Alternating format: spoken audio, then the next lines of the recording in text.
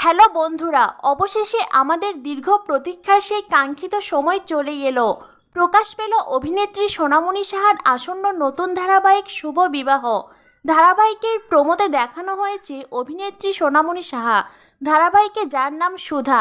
সে একজন ডিভোর্সি মেয়ে, সুন্দরী গুণবতী শিক্ষিতা মেয়ে হলেও সুধা যেন সমাজের কাছেই বোঝা, পরিবারের কাছেও সকলেই তাকে বোঝা মনে করে, কেননা বারবার সুধার বিয়ে ভেঙে যায়। সুধাকে দেখতে বারবার পাত্রপক্ষ আসে, পাত্র আর কনের মধ্যে যখন আলাদা করে কথা হয় তখনই সুধা নিজের ডিভোর্সের কথা পাত্রকে জানিয়ে দেয়। ব্যাস, অমনি ডিভোর্সের কথা শুনে সব ছেলে লেজ গুটিয়ে পালায়।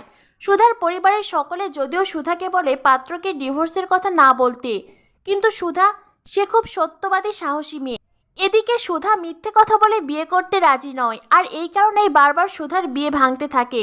একদিন নায়কের পরিবার থেকেও সুধার জন্য সম্বন্ধ আসে, কিন্তু সুধার ডিভোর্সে জানার পরেই নায়কের ঠাকুমা ভীষণ রেগে যায়। তিনি ঘটকের ওপর চিৎকার করে বলেন, কি আপনি একজন ডিভোর্সি মেয়ের সঙ্গে বিয়ের সম্বন্ধ এনেছেন আমার নাতির জন্য? ভুলে যাবেন না, তেজ কানন দেবীর নাতি। আমার নাতির জন্য গুণবতী নিষ্কলঙ্ক নিখুঁত মেয়ে চাই। এরপরেই দেখানো হয় একটি বিয়ে বাড়িতে সুধা ডেকোরেশনের কাজ করছে। তখনই সুধার বন্ধু সুধাকে বলে, তুই কি সারা জীবন অন্যের বিয়ে বাড়ি সাজিয়ে যাবি? এদিকে সুধার বন্ধু নিজের কথা শেষ করেই ওখান থেকে চলে যায়। সেই মুহূর্তেই নায়ক তেজ এসে পিছনে দাঁড়ায়। সুধা নিজের বন্ধু মনে করে তেজকে বলে, কি হলো, ফুলটা দে। আর তখনই তেজ বলে, মানে? আর সুধা পিছনে ফিরে তাকাতেই সে ওপর থেকে পড়ে যেতে চায়, আর নায়ক তাকে ধরে ফেলে। এইভাবেই তেজ আর সুধার দেখা হয়। তো বন্ধুরা, কেমন লাগলো আসন্ন নতুন ধারাবাহিক শুভ বিবাহের প্রোমো? অবশ্যই কমেন্ট করে জানিয়ে দিও, আর পরবর্তী আপডেট পেতে আমাদের সাথেই থাকো। ধন্যবাদ সবাইকে।